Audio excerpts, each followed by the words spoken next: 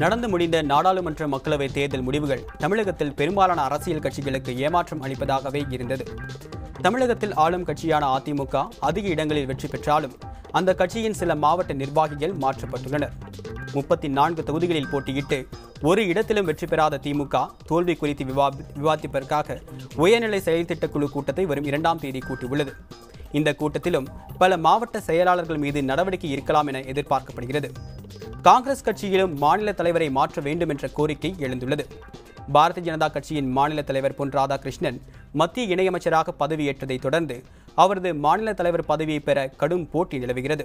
தேமுதிகவும் தேர்தல் தோல்விகள் குறித்து விவாதத்திற்கான கூட்டத்தை வரும் 4ஆம் தேதி கூட்டியுள்ளது. இதேபோலவே கம்யூனிஸ்ட் கட்சிகளும் தோல்விக்கான காரணம் குறித்து விவாதித்து வருகின்றன. இப்படி தமிழக அரசியல் கட்சியில் மத்தியில் ஏற்பட்டுள்ள குழப்பங்கள் குறித்து விரிவான தகவல்களை நமது செய்தியாளர்கள் தரவிருக்கின்றனர். அதிமுக, பாரதிய ஜனதா மற்றும் இடதுசாரி கட்சிகளில் நடைபெற்று வரும் நிகழ்வுகளை விவரிக்கவிருக்கிறார் செய்தியாளர் தியாகச் செம்மல். திமுக மற்றும் மதிமுக குறித்த தகவல்களை தரவிருக்கிறார் செய்தியாளர் கலாநிதி. தேமுதிக மற்றும் காங்கிரஸ் கட்சிகளில் நடைபெற்று வரும் நிகழ்வுகள் குறித்த தகவலை தர காத்திருக்கிறார் செய்தியாளர் கார்த்திகேயன். அவர்களுடன் பேசுவதற்கு முன்பாக தலைப்புச் செய்திகளை பார்த்துவிடலாம். விழுப்புரம் அருகே பட்டாசு ஆலை கிடங்கில் வெடி விபத்து. குழந்தை உட்பட 3 பேர் பலி, 4 பேர் படுகாயம்.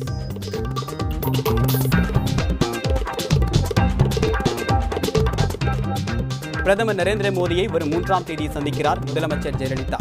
தமிழகம் தொடர்பான முக்கிய பிரச்சனைகள் குறித்து மனு அளிக்க திட்டம். தன் வாழ்க்கை வரலாற்றை பள்ளி பாடத்தில் சேர்க்க வேண்டாம். பாரதிய ஜனதா ஆளும் மாநில அரசுகளுக்கு பிரதமர் நரேந்திர மோடி அறிவுறுத்தல்.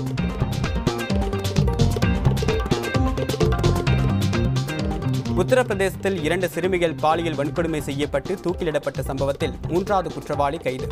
சட்டம் ஒழுங்கு சீரழிந்து விட்டதாக மாயாவதி குற்றச்சாட்டு. 2G அலைக்கற்றை முறைகேட்டில் சட்டவிரோத பண பரிவர்த்தனை தொடர்பான வழக்கு. கனிமொழி ஆர் ஆசாவுக்கு ஜாமீன் அளிக்க அமலாக்கத்துறை கடும் எதிர்ப்பு. 2G அலைக்கற்றை ஒதுக்கீடு முறைகேடு தொடர்பான வழக்கு. முன்னுக்கு பின் முரணாக வாக்குமூலம் அளித்த ஷாஹித் பல்வாவுக்கு 1 லட்சம் ரூபாய் அபராதம். தயாளு அம்மாளின் உடல்நலம் குறித்த மருத்துவ ஆவணங்களை தாக்கல் செய்ய வேண்டும். வழக்கிலிருந்து விடுவிக்க கோரி தொடரப்பட்ட மனு மீது டெல்லி சிபிஐ சிறப்பு நீதிமன்றம் உத்தரவு.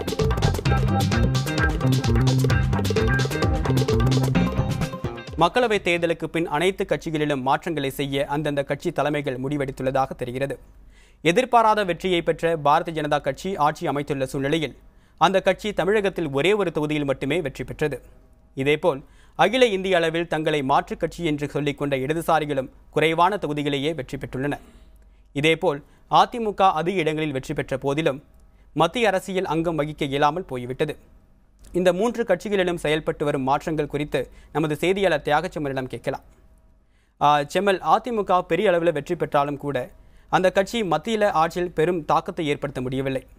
இனி அதிமுக மத்திய அரசுக்கு இடையிலான உறவு எப்படி இருக்கும்?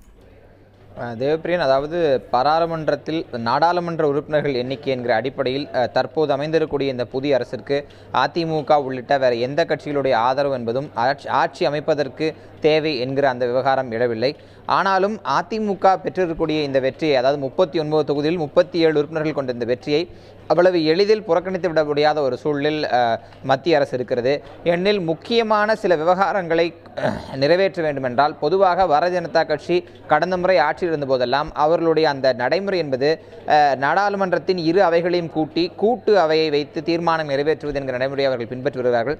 சில முக்கியமான சட்டத்திட்டங்கள் பாரதிய ஜனதா எதிர்பார்க்கக்கூடிய ஒரு சில முக்கியமான சட்டத்திட்டங்கள் நிறைவேற்றும் என்றால் இந்த கூட்டு அவை என்பது அவர்களுக்கு ஒரு முக்கியமான விஷயமாக பார்க்கப்படுகிறது. அந்த இடத்தில் பாரதிய ஜனதா கட்சிக்கு தற்போது போதிய பலம் இல்லை. அந்த பலத்தை நிரப்புவதற்கு தமிழகத்தில் அதிமுக, மேற்கு வங்கத்தில் மம்தா பானர்ஜியின் திரிணாமுல் காங்கிரஸ், ஒரிசாவில் நவீன் பட்நாயக்கினுடைய பிஜு ஜனதா தளம் ஆகிய கட்சிகளின் ஆதரவு என்பது மத்திய அரசுக்கு தேவைப்படுகிறது.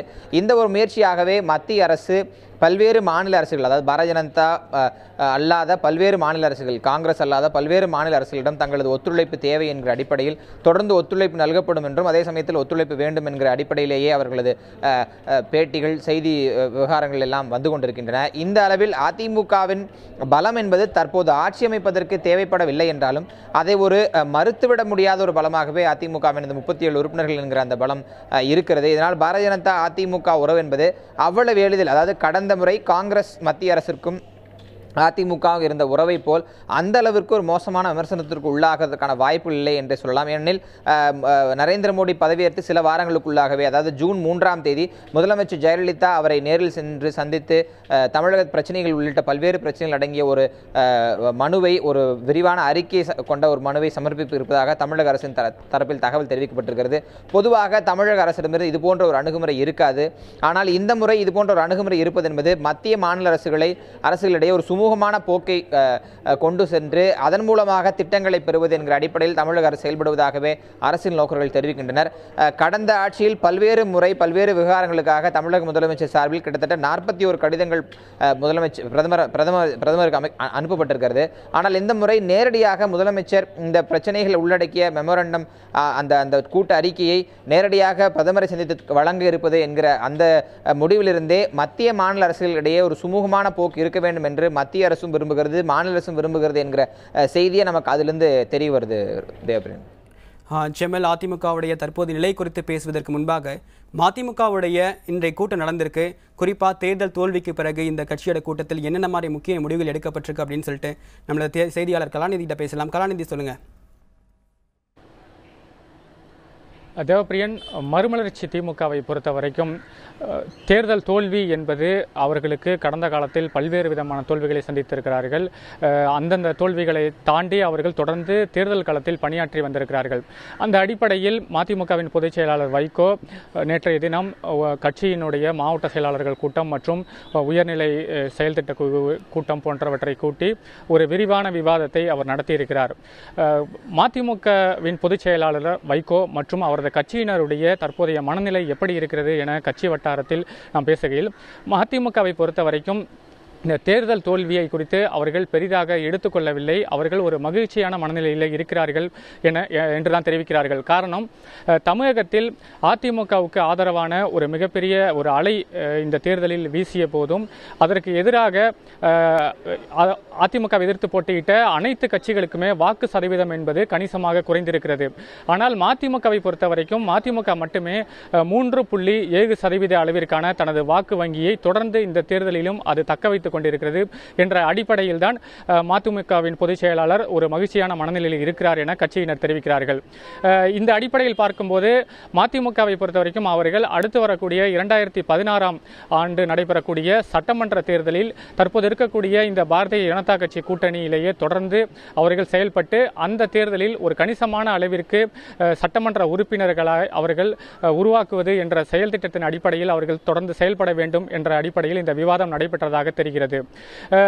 மேலும் வைகோவை பொறுத்த வரைக்கும் அவர் கடந்த காலங்களில் எப்போதெல்லாம் தோல்வியை சந்தித்திருக்கிறாரோ உடனடியாக அவர் கட்சியினரை தொடர்ந்து அந்த தோல்வியிலிருந்து அவர்கள் துவண்டு விடாமல் இருப்பதற்காக பல்வேறு கூட்டங்கள் மற்றும் பல்வேறு நடைப்பயணங்கள் போன்றவற்றையெல்லாம் நடத்தி அவர்கள் தொடர்ந்து உற்சாகமாக வைத்துக் கொண்டிருப்பதற்கான நடவடிக்கைகளை செய்வார். எனவே அடுத்து வரக்கூடிய காலங்களில் இதுபோன்ற நடவடிக்கையில் வைகோ ஈடுபடுவார் என்றுதான் கட்சியினர் தெரிவிக்கிறார்கள். தேவப்பிரியன், கலாநிதி, நீங்கள் தொடர்ந்து இணைப்பிலே இருங்க. மிகப்பெரிய தேசிய கட்சியான காங்கிரசும் தமிழகத்தில் ஆரம்பத்தில் தனித்து போட்டியிடுவதாக அறிவிக்கப்பட்ட நிலையில் அந்த கட்சி தொண்டர்கள் மத்தியில் ஒரு பெரிய வரவேற்பு இருந்தது. ஆனால் தேர்தல் முடிவுகளுக்கு பின்பு அந்த கட்சியுடைய முக்கிய நிர்வாகிகள் மத்தியில் ஒரு பெரிய அதிருப்தி நிலவுவதாகவே தற்போதைய தகவல்கள் தெரிவிக்கின்றது. இதற்கான காரணம் என்ன என்பது குறித்து நமது செய்தியாளர் கார்த்திகேயன் பேசலாம். கார்த்திகேயன், சொல்லுங்க, இந்த தேர்தல் முடிவுகளை காங்கிரஸ் கட்சி எப்படி பார்க்குது, குறிப்பாக தொண்டர்கள் எப்படி பார்க்குறாங்க?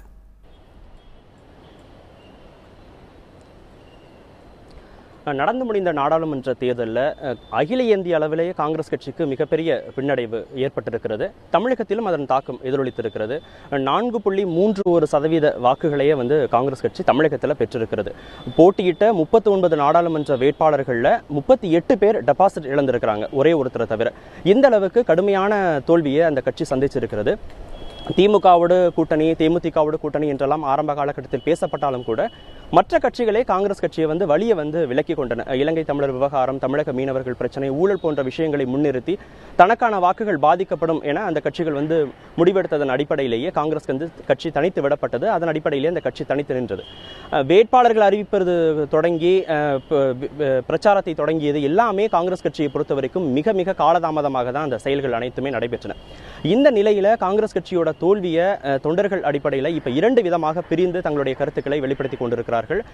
சிதம்பரத்துடைய ஆதரவாளர்கள், அவருடைய பையன் கார்த்திக் சிதம்பரம், அவருடைய ஆதரவாளர் KS அழகிரி, கராத்தே தியாகராஜன் போன்றவர்கள் உள்ளிட்டவர்கள் ஒரு 11 பேர் மிக முக்கிய மாவட்ட தலைவர்கள் எல்லோரும் சேர்ந்து நேற்று ஒரு அறிக்கை வெளியிட்டிருக்கிறார்கள்.